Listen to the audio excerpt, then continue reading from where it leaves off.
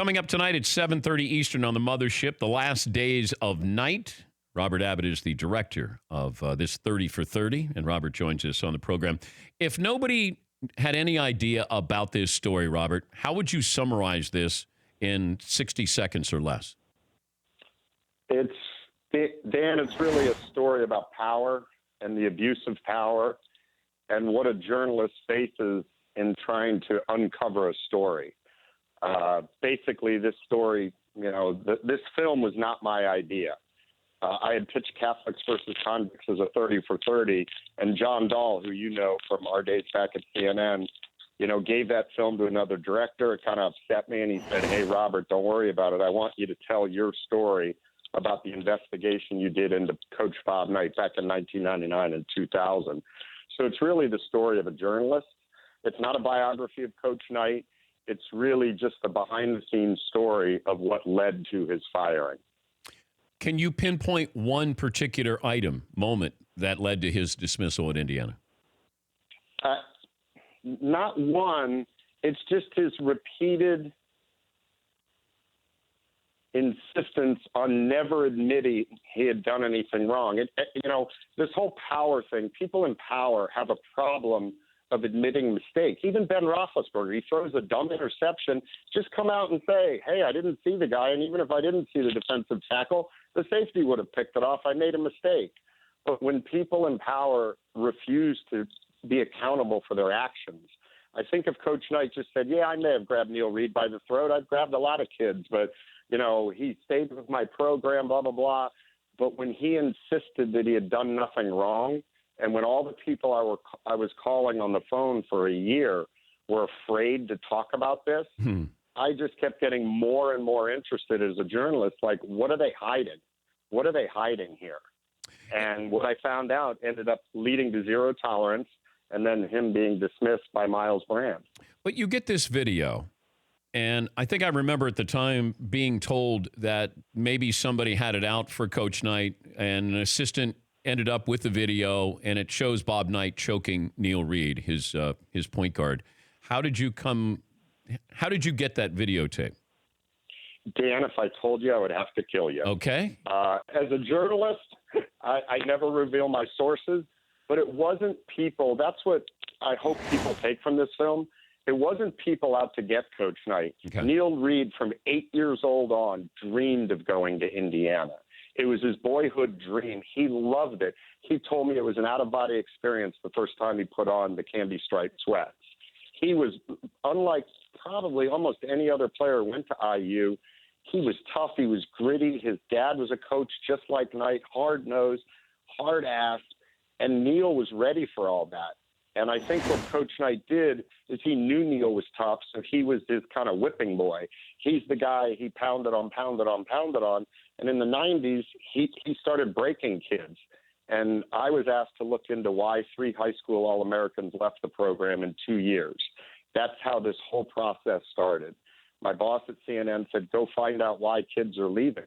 We thought it was going to be a story about AAU basketball, kids coming in with a sense of entitlement, and they couldn't play for an old school coach like Coach Knight. But when I talked to Neil Reed and he started telling me stories, and other players in the program started validating his stories and telling me more, it suddenly turned in from kind of an issue piece to an investigation. And Neil Reed passed away a couple of years ago due to a heart attack. You talked to his wife, didn't you? Yes. Yeah. I went back out to find out. And if Coach Knight were to watch the film, actually today would be Neil Reed's 43rd birthday. Oh, boy. It's just ironic that the film is airing on that date. It was a complete coincidence. But if Coach Knight were to watch the film, and back when I did my original reporting, everyone told me he reads everything about him, watches everything about him. I know publicly he'll probably say he hasn't watched the film. I'm pretty sure he will because he can't help himself. I hope what he would take from it is, I think he can learn something from Neil Reed. What Neil Reed did is he put this incident behind him, even though it scarred him. I was like his therapist for 9 months talking on the phone with him. He wasn't out to get Coach Knight. He just needed to get it out of himself to move on with his life. And the difference is Coach Knight has never moved on from that incident. And I think if he watches it, I hope he would put this behind him and return to Bloomington one day. One of the best moments in the film is your interview with Coach Knight, where you asked him about, why we the fans, why do we want you to go back? And he just won't, because he can't. Frank DeFord, the late legendary journalist, told me, he goes, if he would go back, in many ways, Coach Knight views it as a betrayal of everything he stands for. He stands for loyalty and toughness and all that, and he just can't find it in his heart to go back, because Indiana did a lot for him. It was a great place for him. As much as he put them back on the map from the Branch McCracken years, Indiana was the perfect place for him. And I'd love to see him go back as well. I know you would. It's not going to happen, Robert. Even when I said you could go back there, there's so many people, far more people who want you back there, want to see you, to say thank you. And instead of letting a couple of people, some of them aren't alive anymore, and he's letting them get in the way. And you could just tell that. I don't care who is telling him. I was privately told that some of his former players were trying to get him to come back, and he just refused to listen. I've been told his sons have tried to get him to go back. The roof would come off that place if he did come back. I wonder, what were you thinking when he said, I wish they were all dead, I wish they'd all go?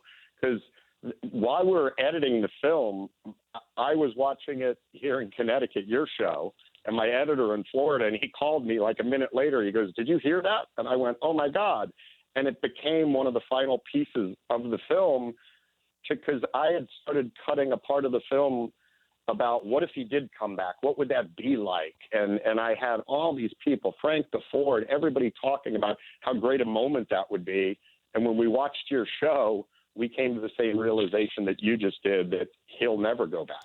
Yeah, I felt sad. I felt sad for him that he had no awareness, and that you're saying, you know what, I hope they're all dead. And I just thought, that's somebody who's dead inside who says something like that. And he does have grand gestures of, fundraising, philanthropy. If he's your friend for life. He really is. And, I've known that. I've felt that from him.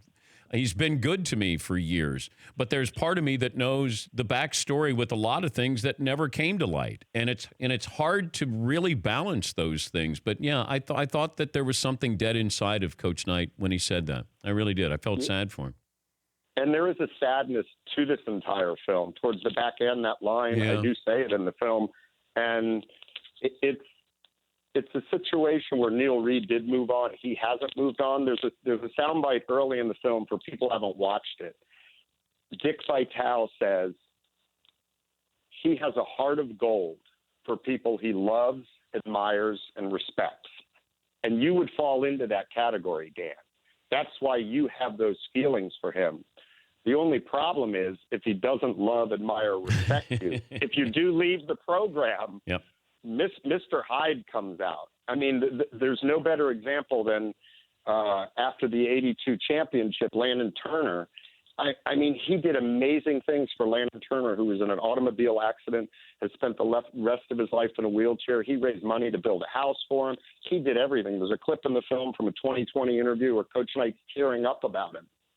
But back in 99, when Luke Recker leaves, that was the impetus for my boss to come in, call me into his office, and Luke Recker left, find out what's going on. Luke Recker was in a horrible automobile accident after that. His girlfriend in a wheelchair for the rest of her life. Her brother died, and Coach Knight never sent a card, never reached out. Recker's mom told me that other coaches in the Big Ten did, but Coach Knight never did. So he loved, honored, and respect you, Dick Vitale, Landon Turner, and he does have a heart of gold. But there's another side to the man. There's a darker side of Knight that if he doesn't have those feelings towards you, he can be angry, bitter, cruel, and mean. And that's really what led to his dismissal, and that's what the film's about. It's not – I was very adamant early on that I wasn't going to interview people who idolized him and hated him. And the people in the film that you hear from are Frank DeFord, Dave Kindred, Malcolm Brand, people who had known him, Angelo Pizzo, who wrote Hoosiers, and Rudy. He's in the film. All people who saw the good side and the bad side of Knight, because I didn't want to portray him in a I didn't want to just get haters, because there's a bunch out there and there's a bunch of people who thinks he can do no wrong. And we tried to get that middle group that can see the good side of him and the other side of him, like you can. Yeah, I mean, some people have said we kind of knew it, but for the first time in this film, we see it. And I think that's what the film's about. Would you have aired this film if Bob Knight was still working for ESPN? I can't answer that because as you know, I work for ESPN, did a lot of projects with you. I left in 2012. I'm actually, ESPN, the mothership takes a lot of hits, and some rightfully so. But I think it's a lot of courage for John Dahl to step forward and say, we're going to do this film. And this guy worked here. And you know what? If I was in an executive position, even knowing what I knew, I may have hired him, because you're hiring him as one of the greatest basketball minds ever lived to analyze basketball games, right? And, I think the film, what I want people to take from the film, it's really about power and the abuse of power and what happens when those around someone allow that power to get the better of them. And I've been listening to your show about Roethlisberger, and the light went off from my head that here again is a guy who just won't admit his mistake. We're a forgiving society. If you admit your mistakes and say, hey, I'm not perfect, it was a boneheaded move, we'll forgive you and move on.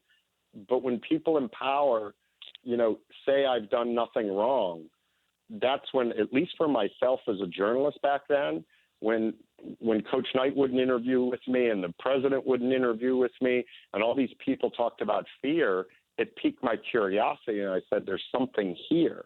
And if administrators, presidents, coaches around the country were to watch this, you would hope they don't make the same mistake. I mean, Urban Meyer went down this road, 3 months ago. Yeah. The board of trustees was debating whether he should be there or not. And he showed up with his lawyer. That was an intimidation tactic, right?